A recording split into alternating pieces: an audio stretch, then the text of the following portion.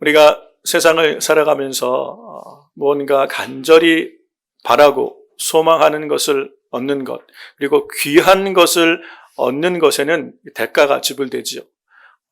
우리가 이 세상을 살아가면서 무언가 바라는 것을 성취하고 또 성공적인 삶을 산다 그럴 때 이것이 그냥 저절로 우리에게 찾아오는 것이 아니라 이 성공과 또 성취 뒤에는 말할 수 없는 그런 대가, 땀과 또 눈물과 헌신의 열매가 바로 그런 성공이라는 이름으로 찾아오는 걸 볼 수 있습니다. 이 세상을 살아가는 삶에도 귀한 것, 좋은 것, 성공은 이런 수고의 대가로 찾아오는 것을 알 수 있어요.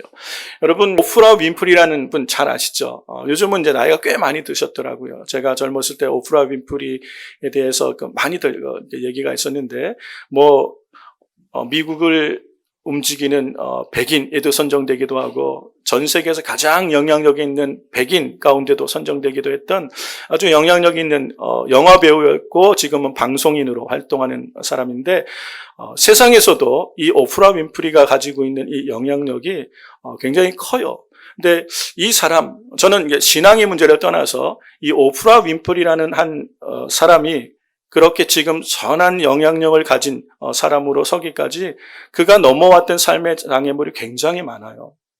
그러니까 이 사람은 미국의 아주 시골 마을의 흑인 여인으로 태어났는데 아버지가 누군지 모르는 사생아로 태어났고 어려서부터 어머니가 이 아이를 버려서 할머니 손에 자라났는데 이 사촌 오빠들에게 이미 10대 때 어린 나이에 9살부터인가 그때부터 성폭행을 아주 여러 번 당하고 정말 힘든 삶을 살고 10대 초반에 아이를 또 이렇게 낳게 원치 않게 아이를 낳게 되고 그리고 또 마약과 그리고 또 여러 가지 자살 충동에 자살을 하고 시도하고 이것도 안 되고 나중에는 스트레스성 이 폭식으로 말미암아 비만으로 큰 고생도 했던 그런 10대를 보냈던 여인이에요. 그런데 이 사람이 20대를 지나가면서 삶의 어떤 결정적인 변화를 가져오면서 그를 둘러싸고 있던 절망적인 삶의 한계, 그렇죠?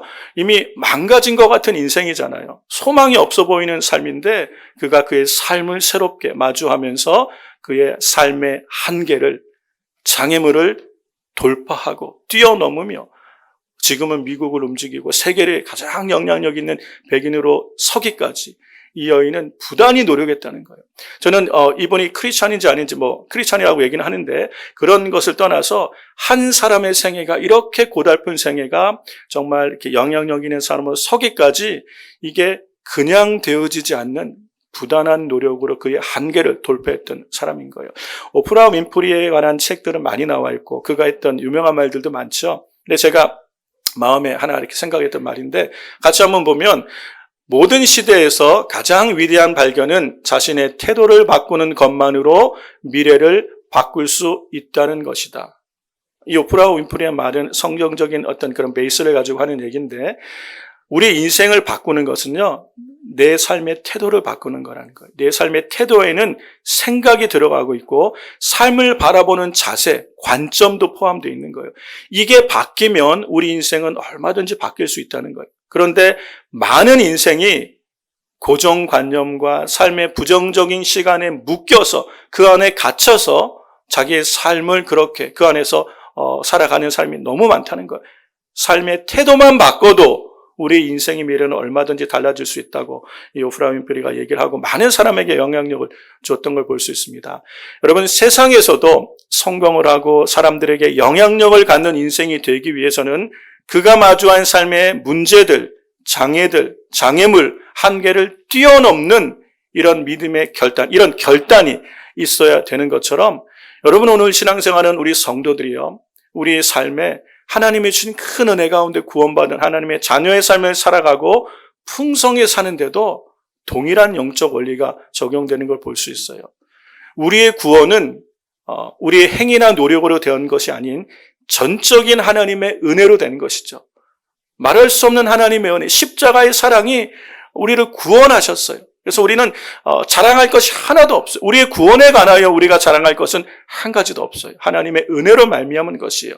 그런데 우리가 하나님의 자녀가 되어서 하나님께 속한 그 모든 영적인 풍성한 삶, 이 땅에 성령을 우리와 함께 하시며 하나님의 도우시는 그런 영적 삶의 능력을 경험하고 누리며 살아가는 삶은요, 그냥 되는 게 아니라는 것이. 이것은 우리를 둘러싼 수많은 이 한계와 장애를 뛰어넘는 영적인 결단과 믿음의 발걸음을 옮길 때 우리의 삶에 하나님이 약속하신 약속이 성취되며 하나님께서 우리에게 말씀하신 인생의 방향성, 이웃과 열방을 향한 하나님의 선한 일에 쓰임받는 생애로 살아갈 수 있도록 우리를 도우신다는 거예요. 그런데 보세요, 여러분. 우리가 신앙생활하는 많은 분들이 있어요. 교회를 다니는 분들이 많아요.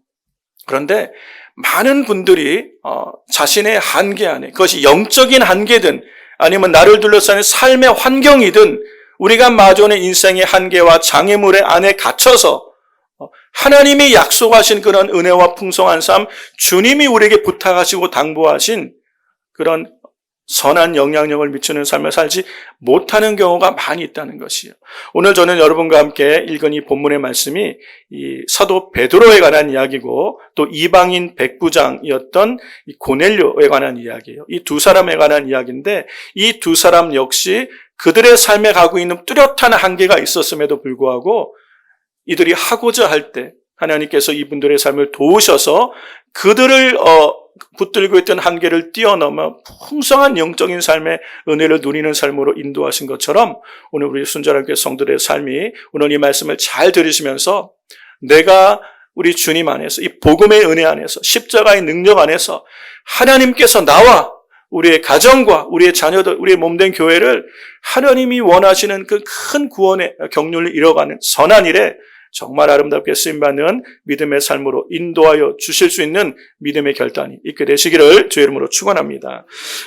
우리의 삶을 가로막고 있는 장애물들이 많아요. 여러분, 우리 인생에 장애물이 없는 인생이 없습니다. 한계가 없는 인생이 없다는 거예요. 누구나 우리 인생을 힘들게 하고 우리의 삶을 더 나은 미래로, 오늘 우리가 더 나은 영적인 삶으로 나가지 못하도록 우리의 발목을 잡고 있는 것들이 누구나 다 있다는 거예요.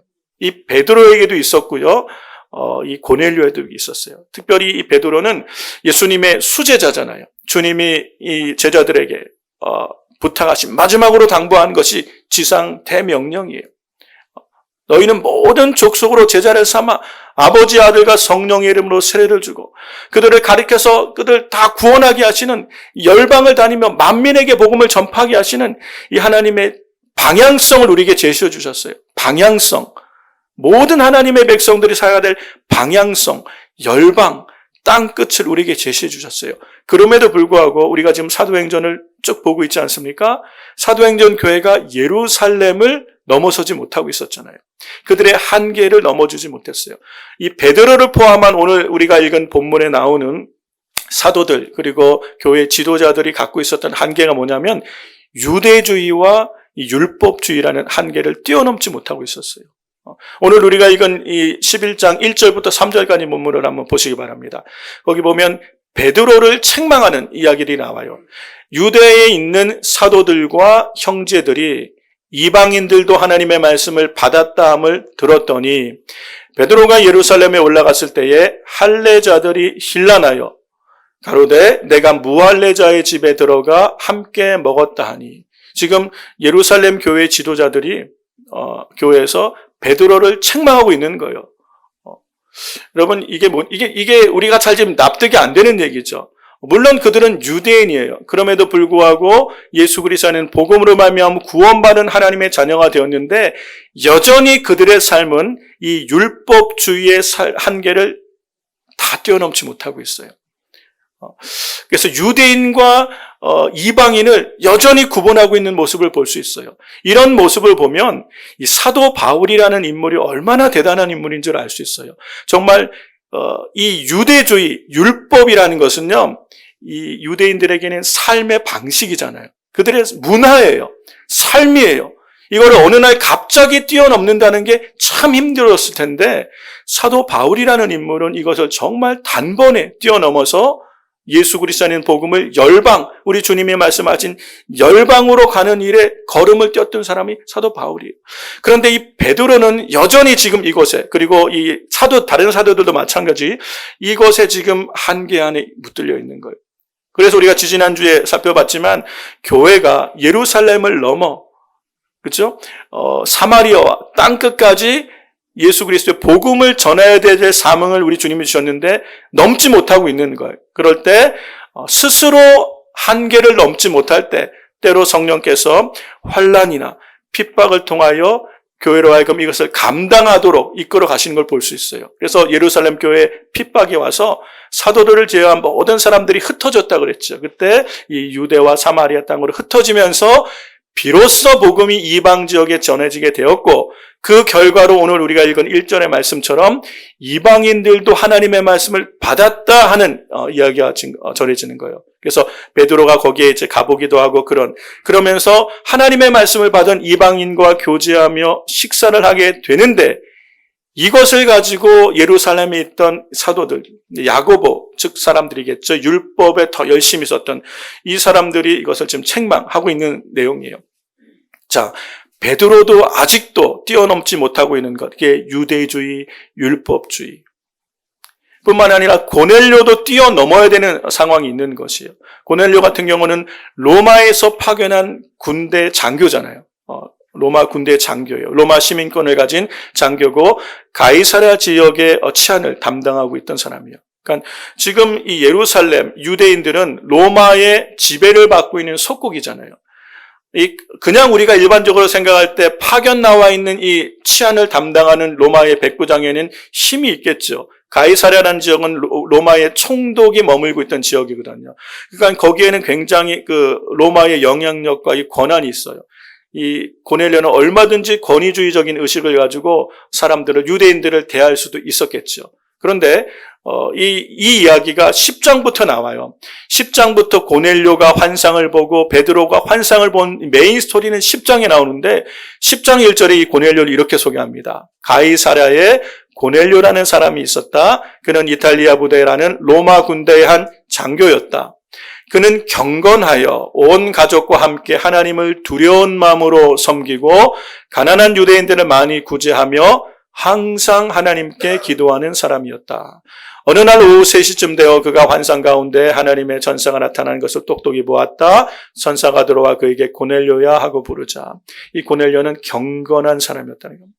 경건한 유대인처럼 하나님을 믿는 경건한 사람이었어요. 그래서 이 사람은 항상 하나님 앞에 기도했던 사람이라. 이 고넬료는 자신은 로마의 군인으로 백부장으로 가이사랴에 주둔하고 있으면서 유대인들을 얼마든지 그는 강압적으로 권위적인 모습으로 대할 수 있지만 하나님을 믿는 믿음 안에서 이 사람은 베드로를 대할 때 마치 하나님을 보는 것처럼 그를 정말 존중하며 존경하며 그의 말씀을 듣는 모습을 볼 수 있다는 거예요. 이게 쉬운 일이 아니라는 것이요. 영적인 삶의 큰 어떤 은혜와 이 구원의 복음을 듣는 이 일에 이 고넬료는 자신이 가질 수 있는 한계를 뛰어넘을 때 하나님께서는 그 가정과 그의 삶에 크신 구원의 역사를 이루어 가시는 걸 볼 수 있다는 것이요. 여러분, 그렇다면 모든 인생이 뛰어넘어야 될 한계가 있는 거예요. 베드로는 예루살렘과 유대를 넘지 않으면 열방이라는 곳에 복음을 전할 수 없는 것이에요. 모든 인생이 하나님의 계획을 이루는 삶, 지금보다 더 하나님의 풍성한 은혜를 누리고 하나님의 선한 뜻 안에 더 아름답게 쓰임받을 수 있는 계획이 하나님께서 우리 가운데 갖고 계신데 우리는 우리의 한계에 갇혀 있는 경우가 참 많이 있어요. 그렇다면 여러분은 지금 어떤 한계가 있습니까? 내 삶을 묻고 있고 내가 지금보다 더 나은 영적인 삶이든 더 나은 어떤 이 세상에서 성공적인 삶이든 하나님께 쓰임받는 생애든 지금보다 더 나은 삶을 살 수 있는데 그런 소망이 있지만 그럼에도 불구하고 나의 발목을 잡아서 나로 끊임없이 낙심하게 하고 주저앉게 만들고 그냥 현실에 만족하게 만드는 내 마음의 의지를, 내 신앙을, 내 인생의 비전을 꺾어가는 한계가 뭐냐는 것이에요. 여러분, 우리가 살아오면서 배우고 경험한 것들이 모여서 우리 삶의 가치관이 됩니다. 그리고 이것이 내가 세상을 보는 관점, 세계관이 되거든요. 그런데 많은 사람들은 내가 가진 인생의 가치관과 세계관이 무엇을 판단하고 결정하는 기준이 돼요. 내가 경험하고 내가 아는 것이 가장 옳은 것이다라는 생각을 갖고 있어요. 그래서 내 경험, 내 생각, 내 가치관, 내 삶의 방식, 내가 세상을 보는 관점과 다르면 틀렸다라고 말하기가 참 쉬워. 이게 누구나 그래요. 이게 지극히 자기중심적인 우리 인간의 본성이에요. 누구나 내가 생각하는 것이 더 옳다라고 생각해요. 그래서 나와 이 생각이 다르고 나와 관점에 다를 때 우리는 갈등을 겪을 수가 있어요. 이게 선교라는 관점에서 보면 우리와 다른 타 문화권의 사람들, 우리의 보편적 기준에는 이것이 옳다, 진리다 말하는 것이요. 다른 문화권에서는 잘못된 것이 될 수도 있고 다른 문화권에서는 그것이 옳은 것이고 선한 것인데 우리가 볼 때는 죄라라고 말할 수 있는 것도 있다는 것이요. 우리는 얼마든지 우리와 다를 수 있는 많은 세상 가운데 살아가고 있는 사람인 것을 기억할 때 우리가 갖고 있는 이런 이 배타주의, 여러분 한국 사람들이요 어쩌면 전 세계에서 가장 배타적인 민족인지 몰라요. 우리는 항상 들어오면서 단일민족이란 말을 들어왔잖아요. 지금은 단일민족도 아니잖아요. 그렇죠? 그래서 우리는 우리와 다른 민족의 사람들에 대해서, 특별히 동남아시아권에 있는 사람들에 대해서, 아니면 우리가 미국에 사는 분들은 다른 라티노들에 대해서 페어하지 않은 그런 태도를 가질 때가 굉장히 많을 수가 있어요. 그 모든 것이요 우리의 가치관과 세계관, 우리가 살며 경험한 문화적 습관에서 나오는 태도가 될 수 있다는 것이요. 이러한 태도, 삶의 어떤 방식의 문제에 변화가 없이 우리는 보다 더 풍성한 삶을 살지 못할 때가 참 많이 있어요. 그런데 어떻게 우리는 그러한 인생의 장애들을 넘어갈 수 있냐는 거예요. 그것뿐만 아니라 우리는 우리의 삶에 많은 장애가 있죠. 이런 경제적인 물질과 관련된 문제에 어려움이 있을 수 있고 관계적인 문제에 어려움이 있을 수도 있고요. 그죠? 질병이라는 원치 않은 것에 우리가 묶여서 정말 우리를 힘들게 하는 그런 어려움이 있을 수 있어요. 우리의 인생에는 수많은 한계들이 있습니다. 나로 하여금 지금보다 더 하나님 앞에 가까이 나가서 하나님께 연합되어서 주님이 나를 향하여 이루시고 원하는 그런 뜻을 이뤄가는 삶을 살지 못하도록 우리의 발목을 잡는 한계가 다 있다는 것이요. 이걸 어떻게 우리는 극복해 나갈 수 있냐는 거예요. 여러분, 우리가 이 한계를 넘어갈 때 우리는 우리가 알지 못하는 하나님의 크신 은혜의 능력 안에서 하나님께 더 아름다운 삶의 모습으로 쓰임받게 되는 은혜가 있게 될 줄로 믿습니다. 이거를 넘어야 돼요. 오늘 우리 본문 읽은 성경에 나오지만 성령 하나님은 우리 인생으로 하여금 우리의 한계와 장애를 넘어가게 하시는 분이에요. 우리가 할 수 없다고 말하는 인생의 모든 이 한계를 돌파하게끔 우리 인생을 이끄시는 분이 성령님인 줄 믿습니다. 그러므로 우리는 주님을 의지해야 돼요. 그러면 오늘 내가 할 수 없다라고 포기한 것들, 이것을 넘어 우리는 더 하나님 앞에 정말 아름다운 삶, 주님이 예비하신 풍성한 은혜를 누리는 믿음의 삶을 살게 되는 줄로 믿습니다. 오늘 이 베드로와 고넬료의 모습을 볼 때 사도행전 10장과 11장에 나타나는 특징이 뭐냐면 이들은 어떻게 그들의 한계를 돌파할 수 있을까? 어떻게 성령님은 이들을 도우셔서 그들이 다 마주한 인생의 문제들을 뛰어넘어서 하나님이 쓰시는 더 풍성한 은혜의 삶으로 더 깊은 은혜의 바다로 나아갈 수 있도록 인도하셨나. 그 동일한 특징이 나오는데요. 그게 기도 생활이에요. 기도 생활. 이 고넬료라는 사람도 마찬가지고 베드로라는 사람의 특징이 하나님께서 이들이 기도할 때 이들의 삶에 놀라운 일들이 시작하는 걸 볼 수 있습니다. 사도행전 10장에 보면 항상 하나님께 기도하는 사람이었다라고 이야기를 하고 있어요. 이 이야기가 30절, 31절에 보면 베드로가 어떻게 해서 나를 불렀냐라는 이 물음에 이 고넬료가 베드로에게 하는 답변이 동일한 자신의 경험을 지금 얘기하는 겁니다. 고넬료가 대답하였다. 4일 전 이맘때에 나는 집에서 오후 3시 기도를 하고 있었습니다. 여러분 이게 뭐냐면 유대인들은 오후 3시, 성경에는 제9시에라고 말하는데 오후 3시에 이거는 작정 기도예요. 하루에 3번 시간을 정하여 유대인들이 드리는 이것을 이방인인 고넬료도 그 자기 집에서 하고 있는 거예요. 작정하여 시간을 정하여 항상 하나님 앞에 기도했던, 그러니까 기도가 루틴한 신앙생활의 이 좋은 영적 경건한 훈련을 하고 있었던 거예요. 이방인 군인임에도 불구하고 경건한 삶의 훈련이 돼 있는 거예요. 기도 생활에 훈련이 돼 있다는 거예요. 오후 3시 기도를 하고 있었습니다.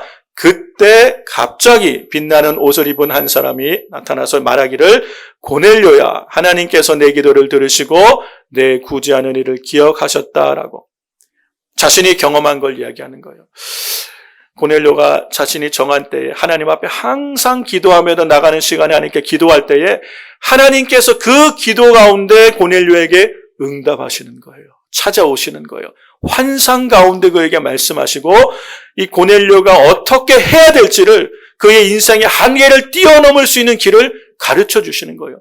요바에 있는 베드로를 청하여 그에게 말을 들어라. 하나님께서 내게 구원 얻을 말을 그를 통하여 주실 것이다. 구원의 길을 알려주시는 거예요.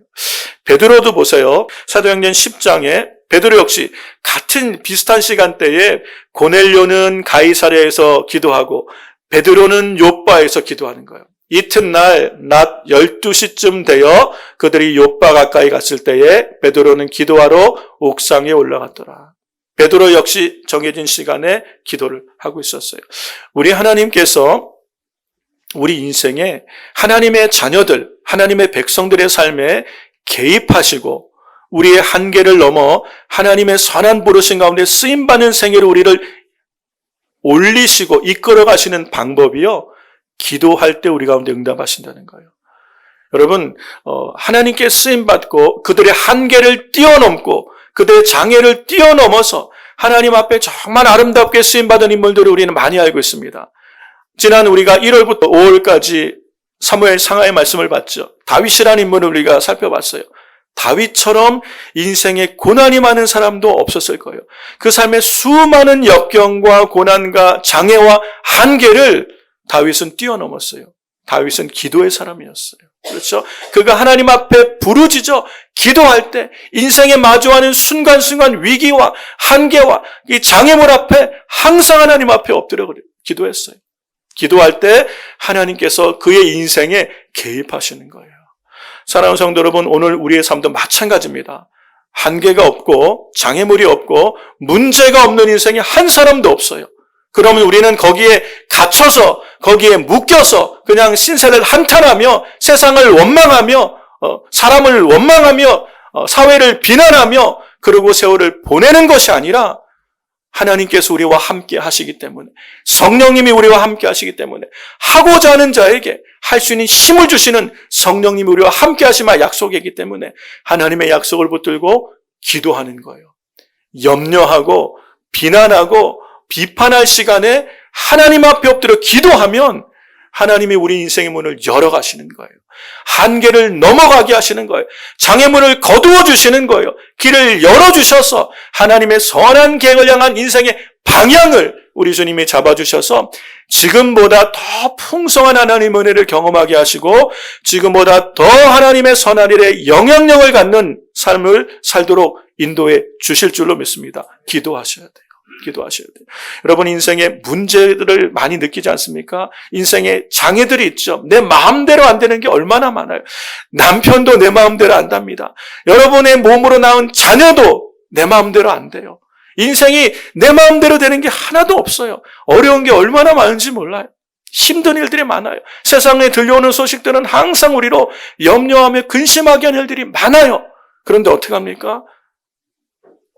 우리는 그냥 이게 내 팔자련이라고 이렇게 앉아 계시겠어요? 그냥 이거는 뭐 어쩔 수 없는 거야.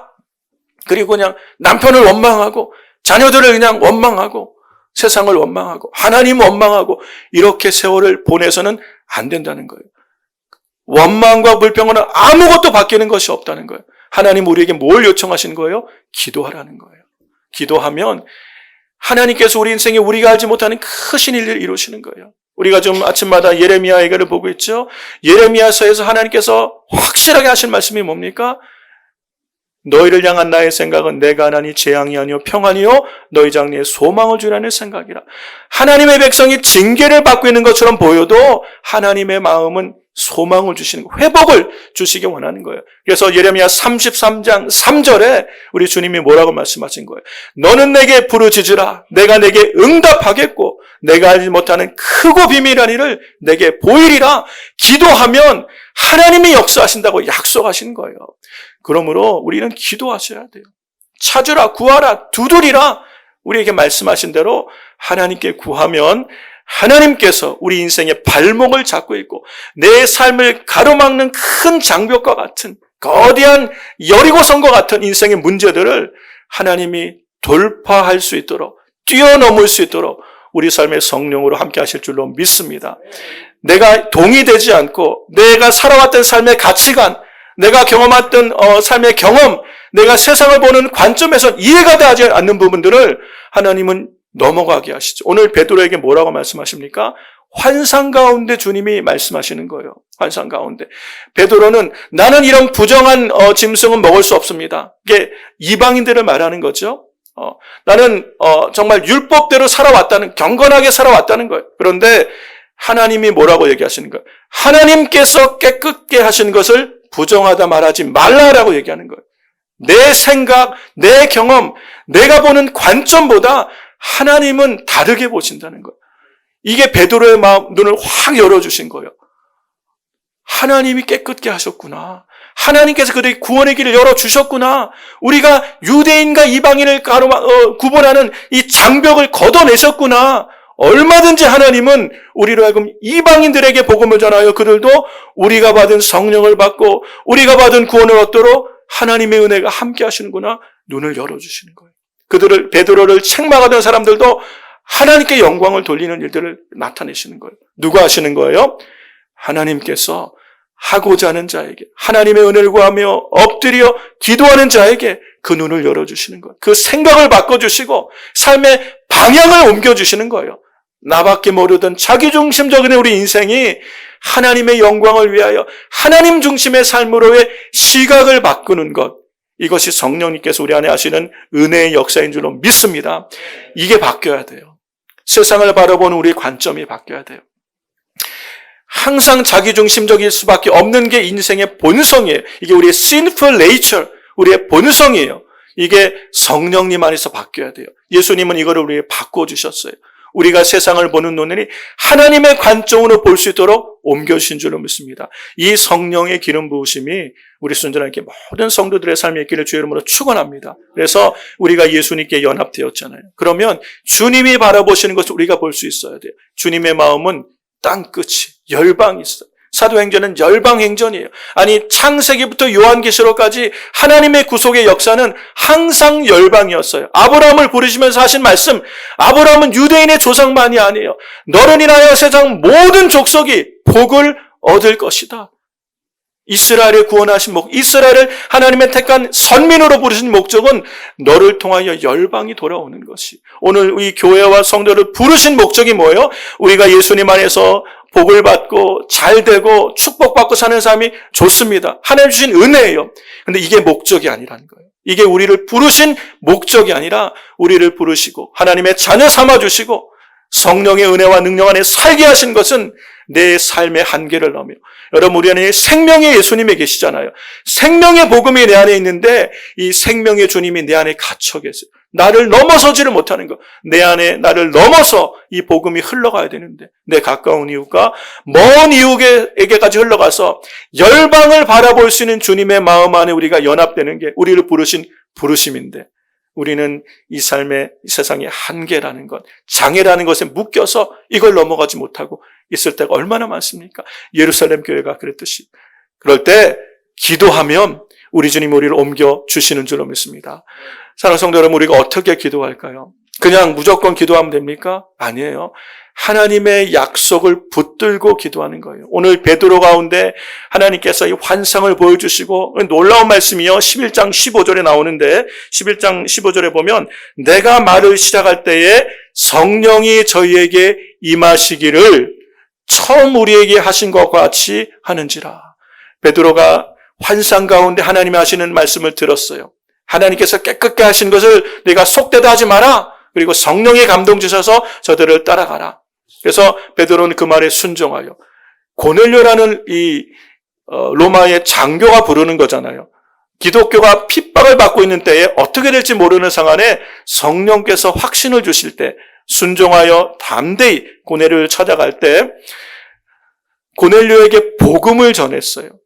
예수님을 증거했더니 내가 말을 시작할 때에 성령이 저에게 임하시기를, 성령께서 이 가이사랴의 고넬료 집에 임재하는 걸 경험한 거예요. 여러분, 이건 놀라운 사건입니다. 사도행전이 시작할 때 오순절에 마가의 다락방에 성령의 강림을 경험하셨죠.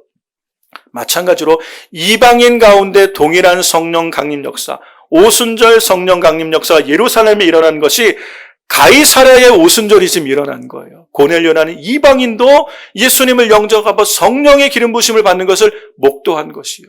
야, 하나님이 하시는구나. 이런 놀라운 은혜의 역사가 순종하여 하나님의 일을 발걸음을 옮기는 베드로 가운데 나타나는 거예요. 순종하여 베드로를 초청하여 하나님의 말씀 듣기를 원하는 겸손한 고넬료에게 하나님의 역사가 나타나는 거예요.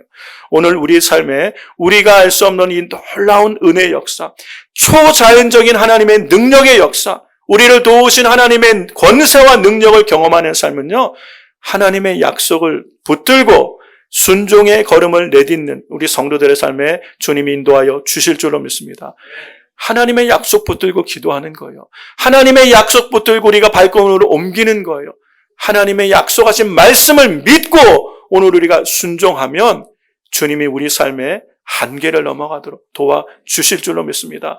이 지금 고넬료와 베드로가 만나는 것은 있을 수가 없는, 이들이 만나서 복음 안에서 새 생명의 구원의 역사가 나타나는 데는 놀라운 하나님의 역사가 함께 하셔야만 됐던 거예요. 여러분, 오늘 우리 삶도 마찬가지입니다.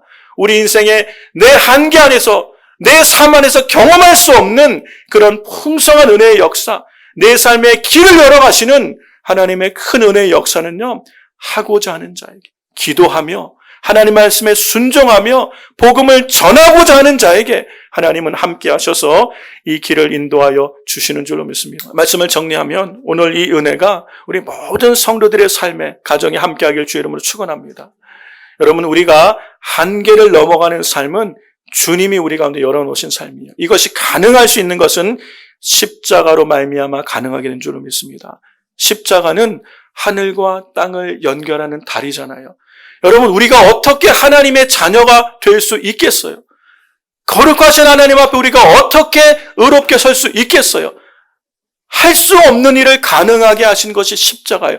하나님과 화목하도록 우리를 영접해 주신 분이 하나님의 사랑, 십자가예요. 그렇다면 이웃과 이웃을 연결하는 것은 차고 넘치는 은혜인 줄로 믿습니다. 십자가의 도는 모든 무너진 관계들을 회복하며 모든 담을 뛰어넘어서 얼마든지 예수님 안에서 하나 되게 하시는 하나님의 구원의 능력인 줄로 믿습니다. 그러므로 우리가 날마다 우리의 한계를 가지고 십자가로 나아가셔야 돼요. 우리에게는 소망이 없지만 우리 주님께는 소망이 있잖아요. 그 크신 십자가의 은혜와 사랑 안에 모든 만물을 십자가 안에서 예수님 안에서 하나 되게 하신 하나님의 사랑 안에 나아가면 주님이 그 십자가의 능력으로 우리를 치유하시고 우리를 회복하시고 우리 안에 새 일을 이루셔서 화목하게 하시고 화평케 하시고 열방의 하나님의 구원의 역사가 증거되게 하셔서 수많은 미전도 종족도 아직도 복음을 듣지 못한 수많은 사람들이 예수님께로 돌아오는 큰 구원의 역사에 우리와 우리 가정과 우리의 자녀와 교회를 하나님이 사용하여 주실 줄로 믿습니다. 이 일에 우리의 삶의 소망을 가지고 믿음의 걸음을 옮기면 하나님 우리 인생에 역사하실 줄로 믿습니다. 사랑하는 성도 여러분, 오늘 여러분이 마주하고 있는 삶의 문제가 무엇이든 한계가 무엇이든 여러분으로 하여금 주저앉게 만든 일이 무엇이든 근심하며 두렵게 하는 일이 무엇이든 그것을 가지고 낙심하며 좌절하며 두려워하며 주저앉아 있지 말고 하나님께로 나아가시기를 주의 이름으로 축원합니다. 기도하십시오. 시간을 정하여 기도하세요. 할 수만 있으면 새벽을 깨워 기도하시고 안 되는 분은 집에서 시간을 정하여 기도하러 기도의 자리에 나아가면 항상 기도하면 우리 주님이 함께하여 주시고 하나님의 약속을 이루는 삶으로 축복하여 주실 줄로 믿습니다. 이 은혜가 우리 순전하게 모든 성도들의 삶에 함께하시기를 주의 이름으로 축원합니다.